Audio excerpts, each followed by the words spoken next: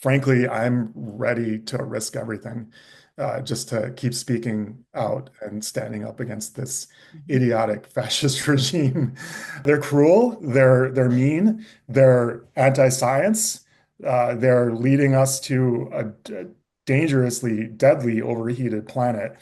They're not who we want to be as humans. And I will, I would rather die than comply with that and be part of that. Welcome to the first edition of my new video series. Could not have a better guest. I have been wanting to talk to you, waiting to talk to you.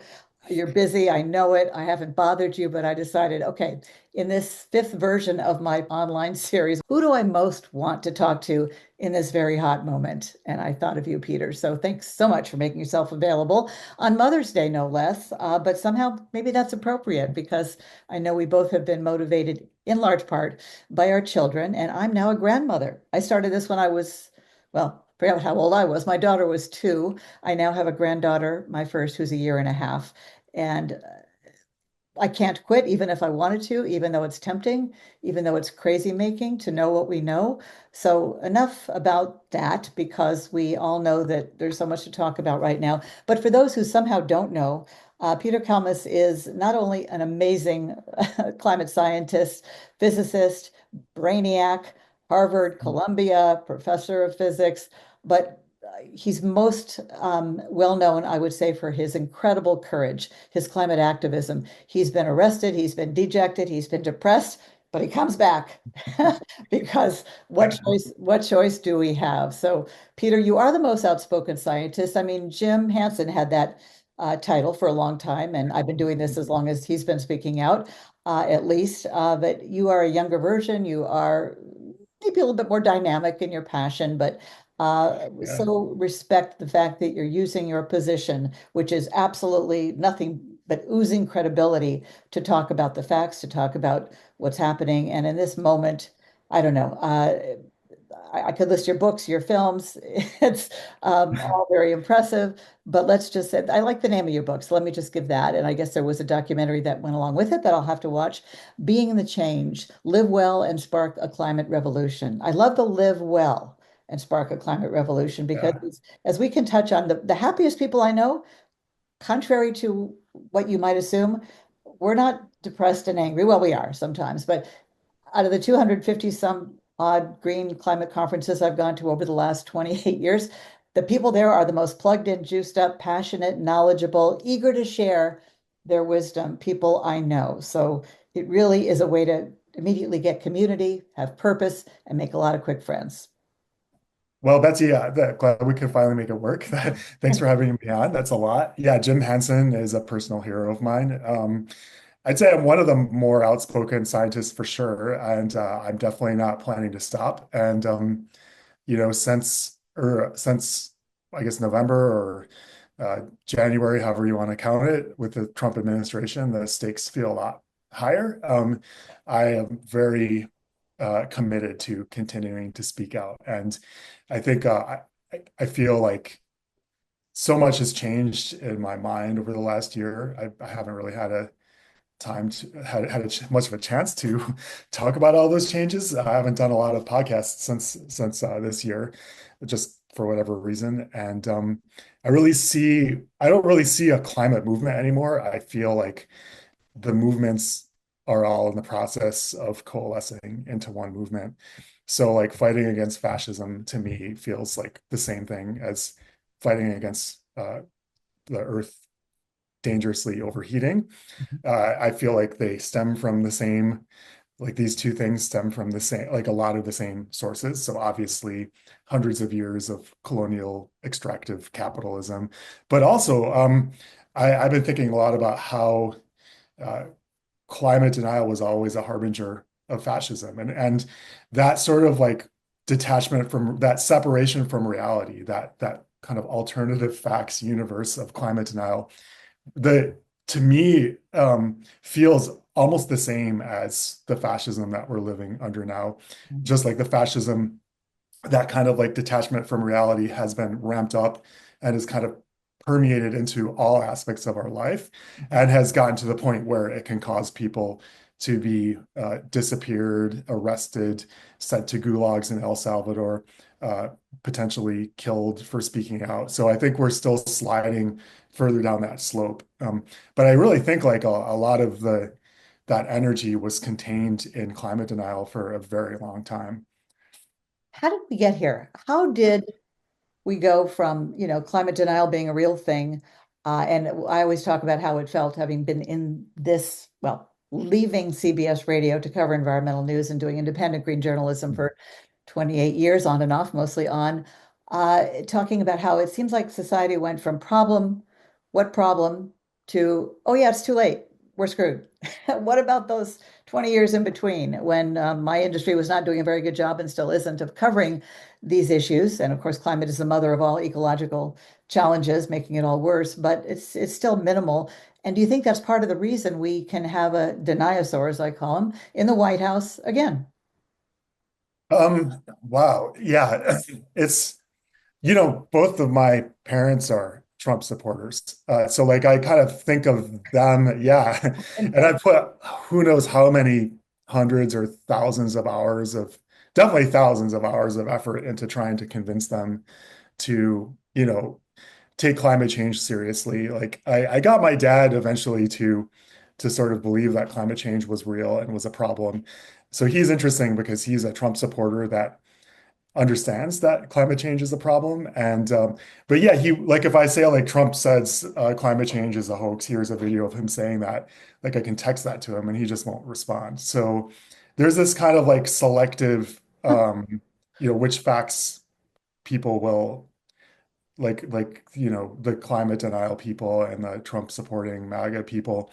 Like it's just they will only it's very unscientific because they will bring, from my perspective as a scientist, they will accept facts that support the worldview that they all already want to kind of be their worldview, right? And they will reject all facts that don't support that. So to me, it's very much like trying to talk to somebody who has schizophrenia. So my littlest sister has schizophrenia, shouldn't laugh. and you can't talk them out of it. So there's no amount of data, there's no amount of graphs, there's no amount of facts, there's no amount of compassionate listening that I find that will get a climate denier to stop being a climate denier. And so that's been my reality since I became a climate activist in 2006. Um, I think there are sometimes people are climate deniers and then they stop. I I'm really curious. I actually just realized that I wonder if there's kind of studies that really delve deeply into those cases, those like fairly rare cases of people switching away from climate denial and what causes them to do that. But I'm pretty sure it's, well, I don't know. I think I'm reasonably good at inspiring people who already get that this is a problem to come off of the sidelines and be activists. But I'm not very good at convincing people to come out of climate denial. And I still don't really understand what makes that causes people to do that. But yeah, I just, to me, it's a collective mental illness that's really overtaking America, and it's also spreading to many other countries. I think that it's very connected to climate change, even though, you know, the people kind of coming under the spell of fascism I don't think they really see that connection. But I think unfortunately, we're going to see more migrants at the border of many countries. We currently have resource abundance, really, but I think that's going to start to change too. I think food is going to become globally a more scarce. So right now, there's a lot of unequal distribution of food. There's a lot of enclosure. People who need food aren't getting it. So if we could fix that now by kind of by getting rid of that sort of enclosure and the profit motive. But I think more and more we're actually going to have a real scarcity. Like there's going to be a lot of crop failures. So I'm really concerned that we're going to start seeing more of a kind of a pull globally towards fascism, and it's a little bit of a vicious cycle. So to me, and this has been the case for many years, but now it just feels much more urgent. There's this kind of big race between the climate movement or the movement, not just climate movement, right? All these movements that are connected that are kind of against fascism and have empathy and are grounded in truth and reality and facts, right? So that's kind of on one side.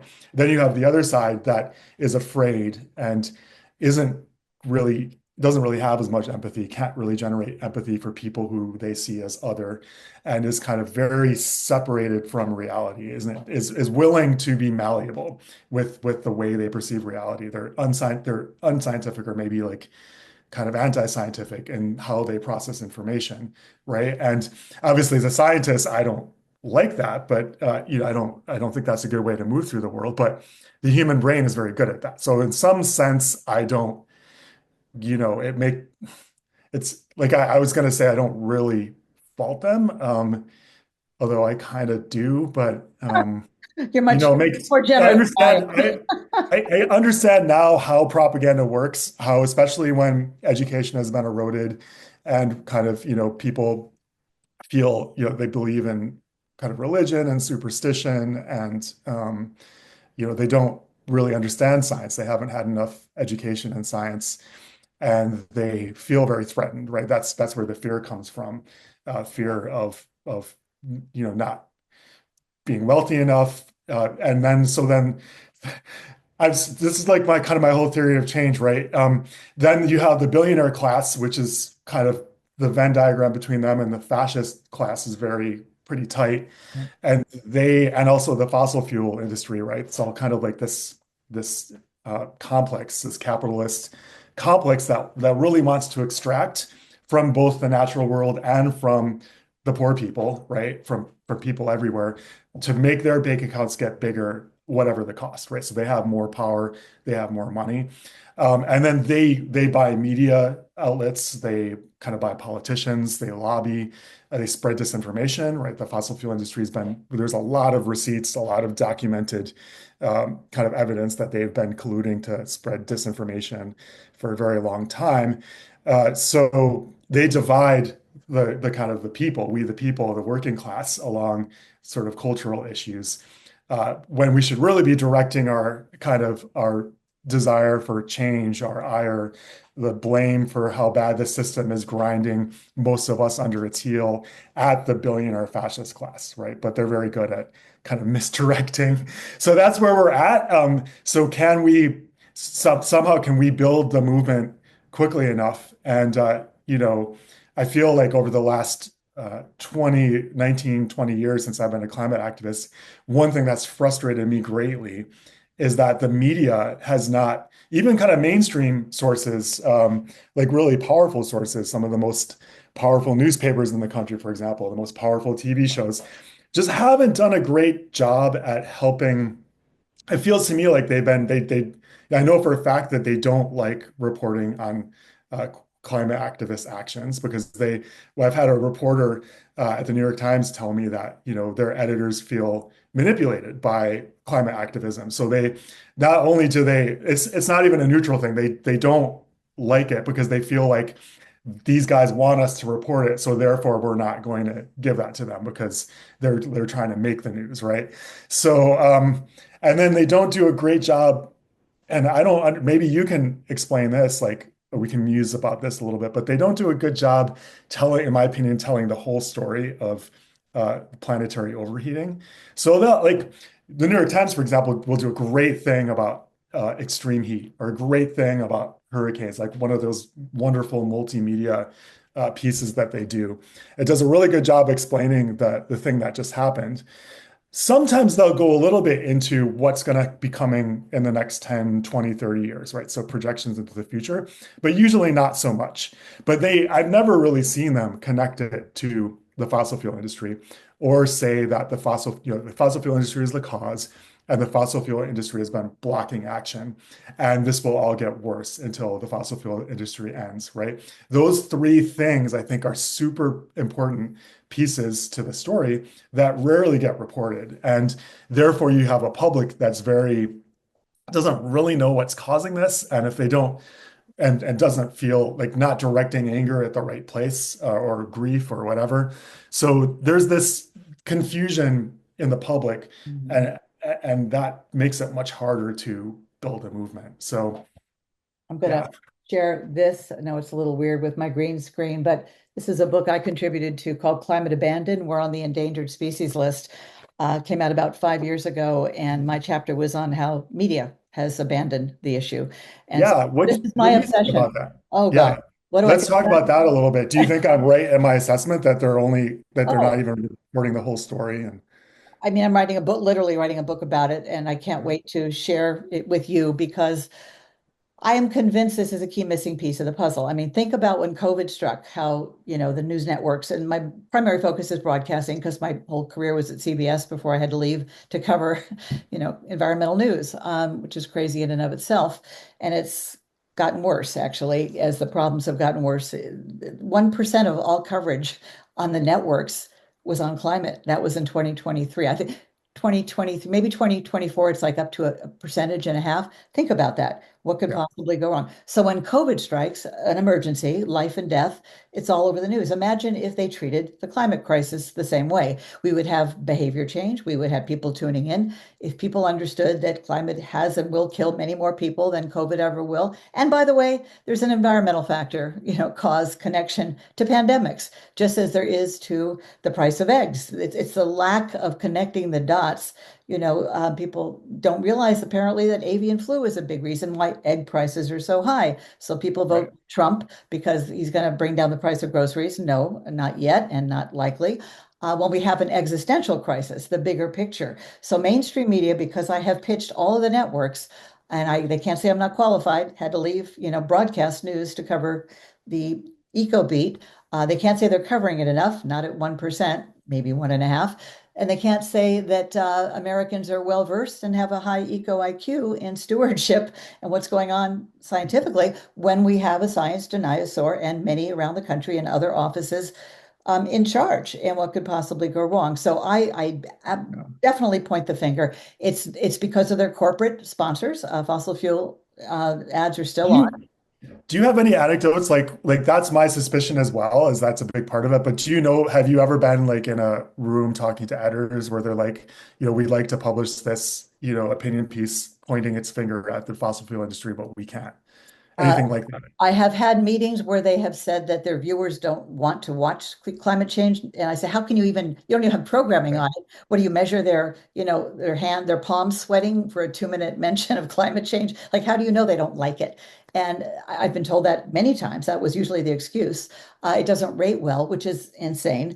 I don't think they dare say that anymore. I have stopped pitching them. I mean, I'm talking head of CNN's programming department, go to the Yeah. CBS, NBC, ABC.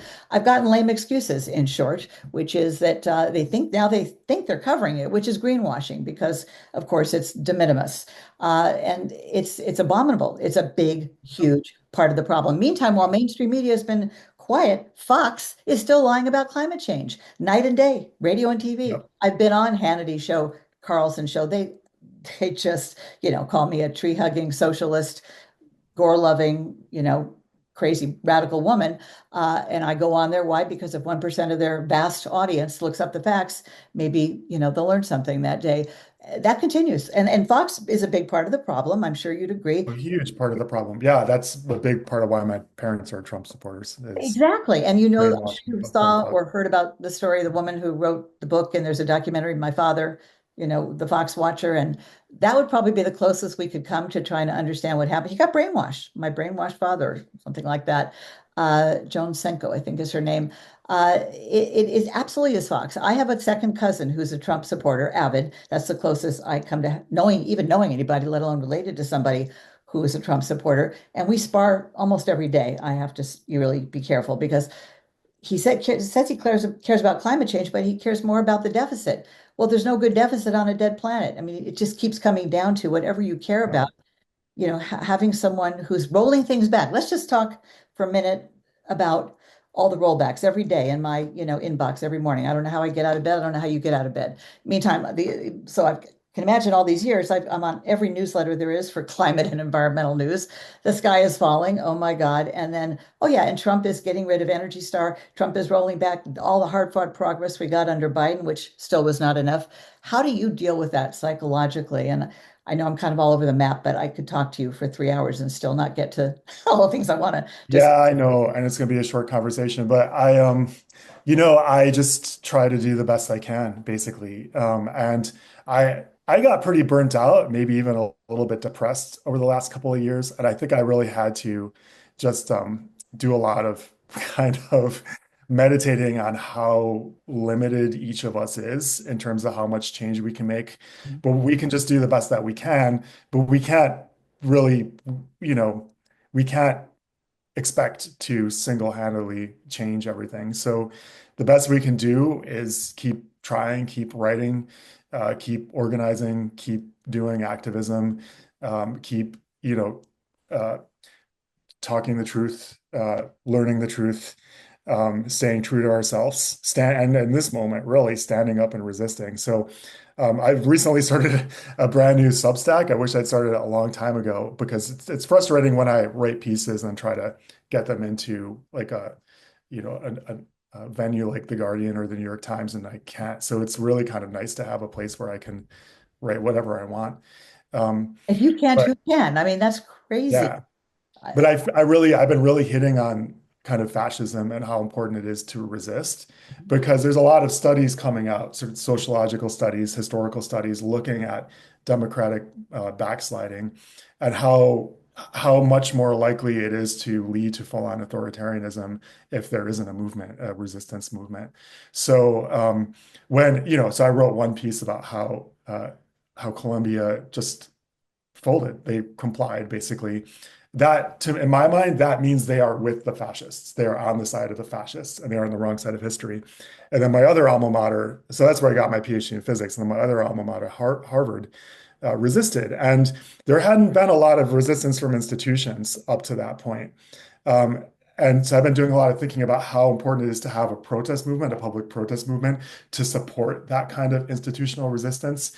But I'm really worried that a lot of the leaders of our major institutions that could resist this fascist regime are going to be to kind of basically be Columbia, be cowards and be on the wrong side of history. If I were a Columbia administrator or even a faculty member, I would be livid right now because I don't really see how they come back from that. I mean, if they switch now and they start resisting, that would be better.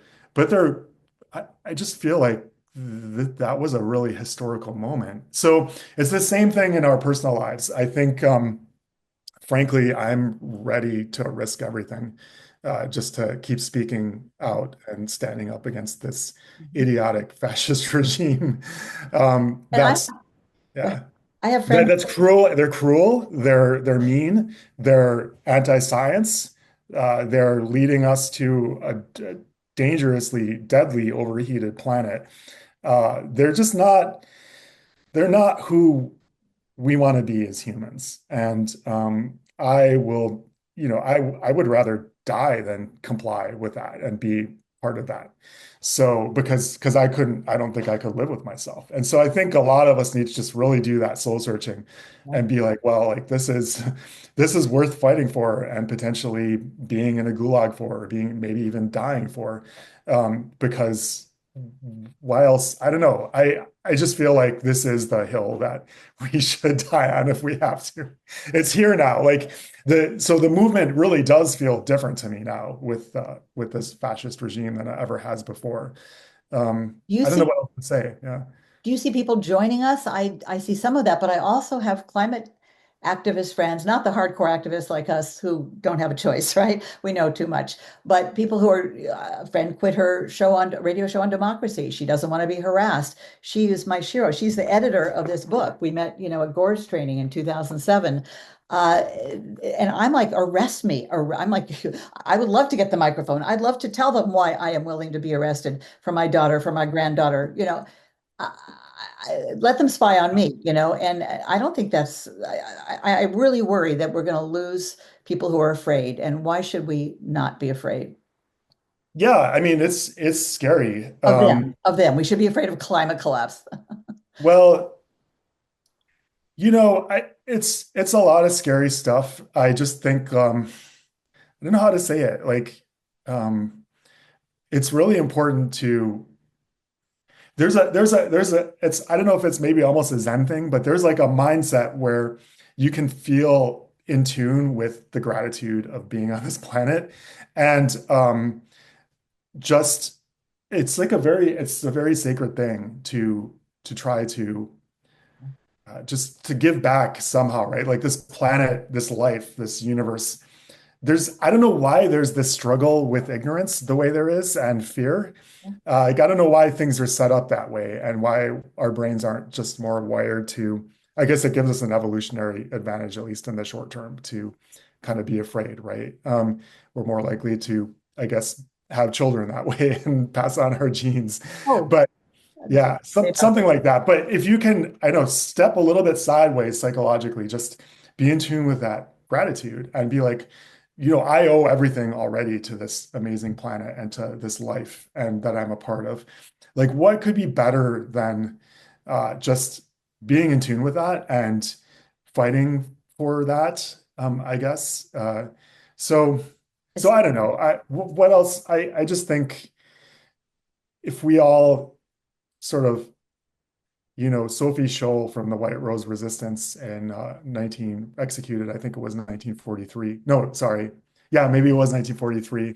Uh, Student giving out pamphlets, standing up against the Nazis. She was executed by the Nazis, and her last words were essentially, I'll paraphrase them. They're beautiful, so it's a shame I have to paraphrase them, but like people who roll up their souls into tiny balls so as to be safe from what? Like what are we trying to be safe from? Like basically we have this like brief and glorious moment on this planet. We're going to die eventually anyway. It's better to use our lives to be aligned with truth and with love, right? And to fight on that side instead of being temporarily safe, but essentially killing our souls by complying, right? And by I don't know how else to say it. I couldn't live with myself for doing that. And I'm willing to take that risk. I mean, I'm not gonna take stupid risks. I'm gonna try to do my best to to survive. But I'm definitely not gonna stop speaking out. Especially right now, I'm looking out my window. Spring has sprung, the colors, the Yeah. flowers, and there's such cognitive dissonance within me. I'm sure you can relate between that and what's in my inbox every day. And Yeah. it, cognitive dissonance doesn't even touch it. We think we need a new word because it's just this clash every day. And I admire you for, being able to continue. I feel like you, I don't have a choice.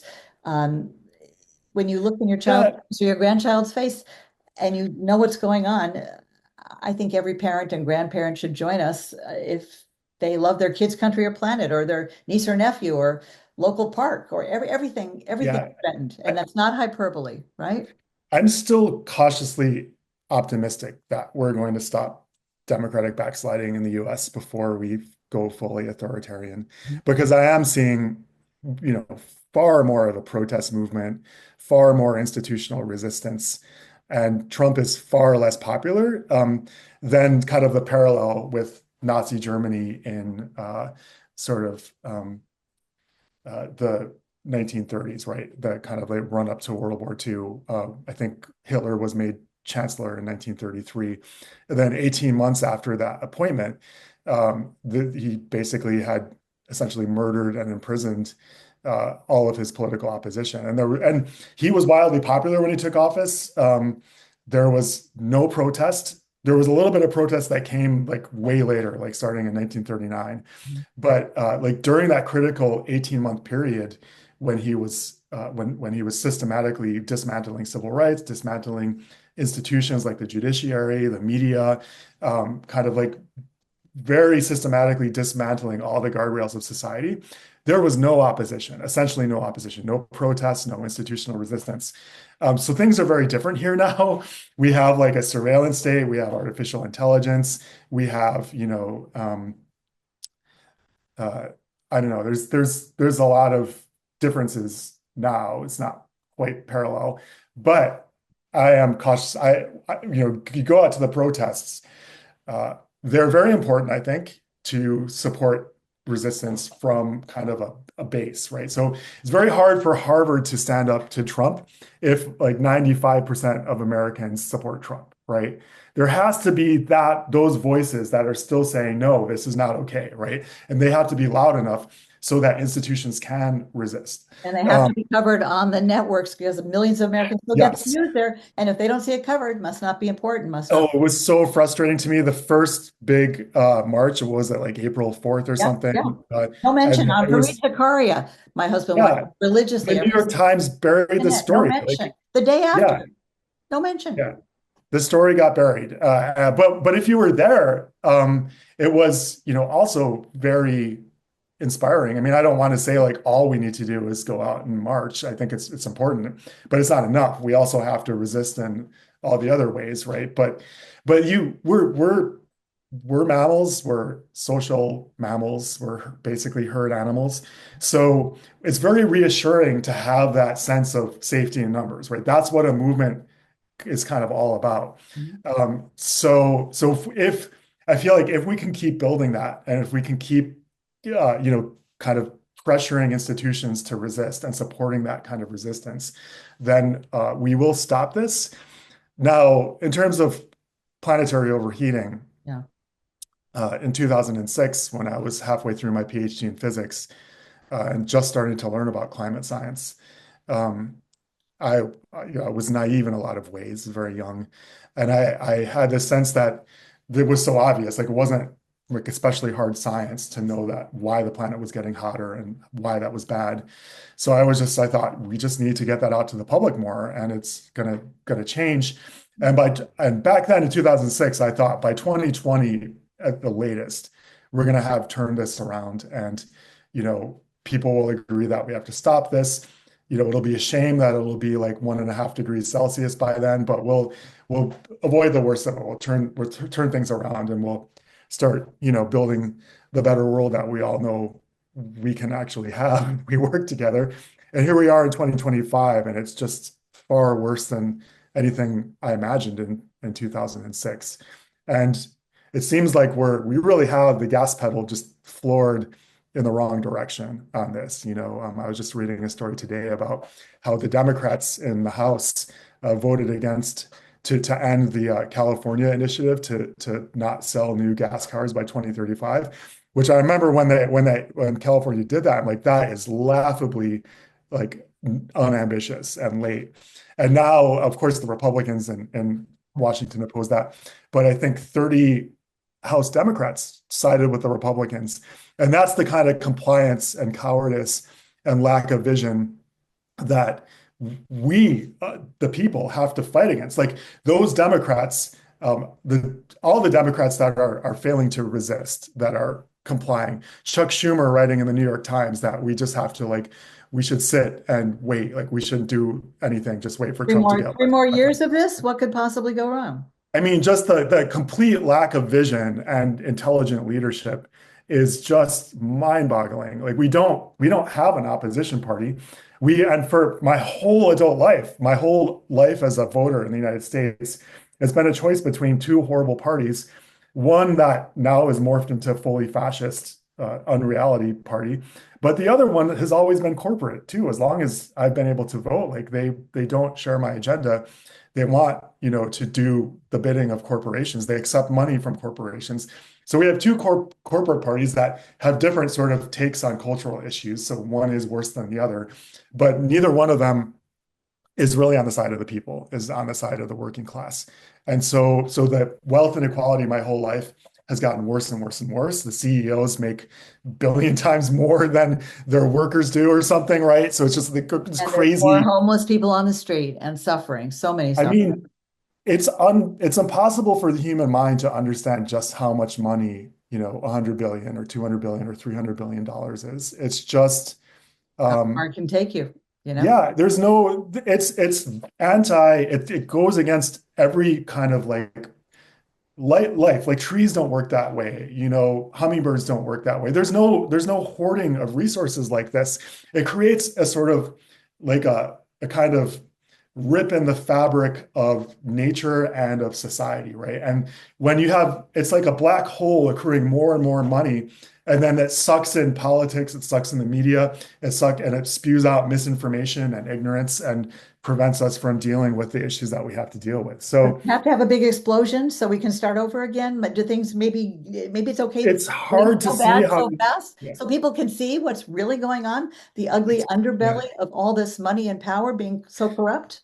People are waking up like when when that health insurance executive was United, yeah, murdered in New York City, yeah, like that was a really interesting moment yeah. in terms of how people realized that they weren't alone in their sense of class consciousness, and that like all of this stuff that's oppressing us, including climate change, is because of a class war, is because of the billionaire class grinding us down underneath their boot, right?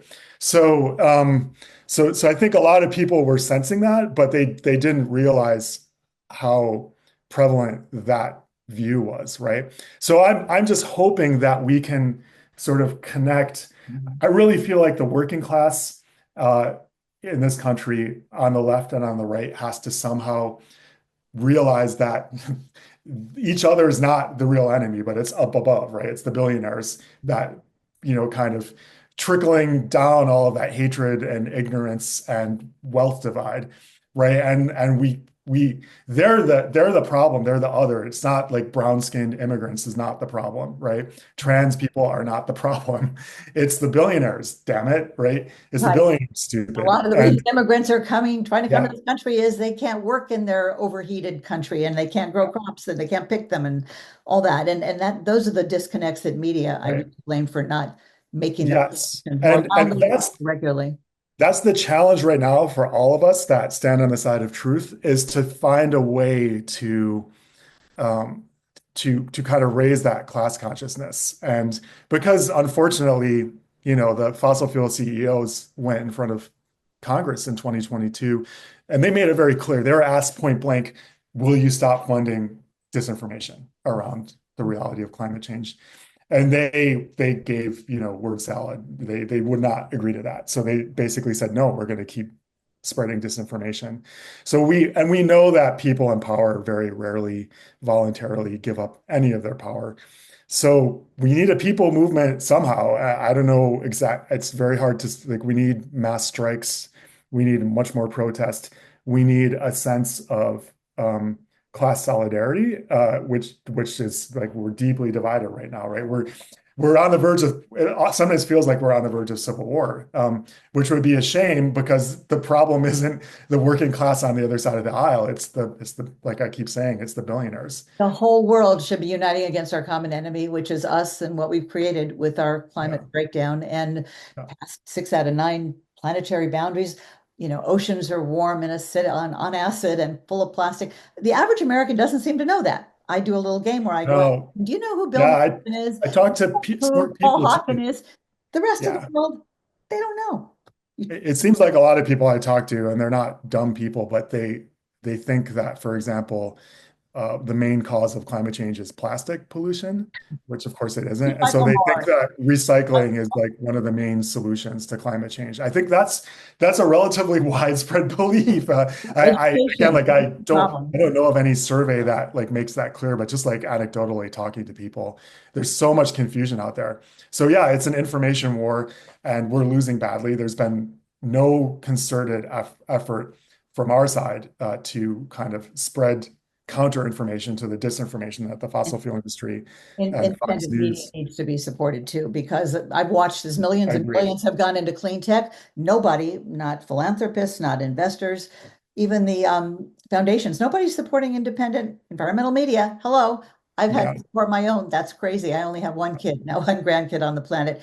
And look at, and yet, meantime, right-wing media comprises 95% of all talk radio, and still dominant is Fox. And that's where I think we have to go for the jugular. I have an idea to sue them. Why? How? Well, there's a First Amendment, but there's an exception. You cannot lie when you cannot have reckless disregard for the truth when it harms the public.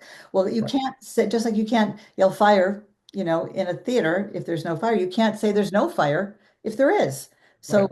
let me know if you know Well, I any think grants, because if we, until we stop them, it's like the spigot, until the greenhouse gases stop coming in, it's just going to keep overflowing. So that's my best plan for stopping the disinformation campaign, which is no accident, well funded, and is showing no signs of slowing down. And if they can't lie about COVID or election fraud, why are they getting away with murder and theft of our kids' future? Not okay. exactly. That So would be an excellent action. I think that's a great place to intervene. I would love So yeah, nothing more than to. yeah, great idea. Well, And anyway, Betsy, thank you so much for having me on. It's been a real pleasure to talk to you, and thank you for everything you do. thank you. Thank you. Yeah, It's been my honor. And this is the first of a series that is going to continue. You've got me all fired up again. Thought good. about not doing this and just enjoying my granddaughter and, going to Portugal or something and writing it out. And then I looked into my granddaughter's face and I said, I need to do everything I can with my experience, my connections. And so wonderful to have you as one of my friends now. I hope we can do this again soon because we got all the way through this without mentioning our great green hope who turned into a big red dope, Elon Musk, of course, not to mention Kennedy and like these are crazy times, right? There's so much to talk about. It's absolutely, it's just, gosh, and the patriarchy and the daddy issues of these powerful men. Like, it's just like, it's so obvious, right? I Yeah. mean, And they're just broken men and they're destroying the planet because of it. I And hate they're, that the bad they're guys are winning and we good guys are suffering. That's got to change, yeah, right? Just got to yeah, change. absolutely. All right. Well, it's so good to talk to you. Thank you. Have a wonderful Mother's Day, and we'll talk again soon, I hope. Everyone fight for Mother Earth, I guess. We only got one, and she's beautiful, and she's screaming at us. Let's listen. Yeah. Okay. Bye.